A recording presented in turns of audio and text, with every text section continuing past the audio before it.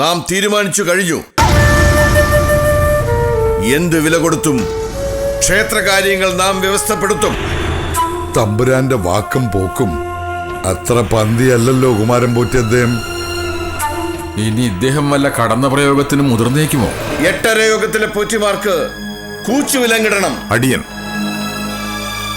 അവരുടെ തോന്നിവാസങ്ങൾക്ക് അറുതി വരുത്തണം.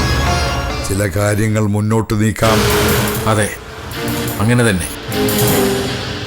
അവരോടുകൂടി സംസാരിച്ചിട്ട് ഇന്ന് തന്നെ തമ്പുരാനെ മുഖം കാണിക്കാം. തമ്പുരാനുള്ള നേദ്യപായസം കൊണ്ടുവന്നതാ.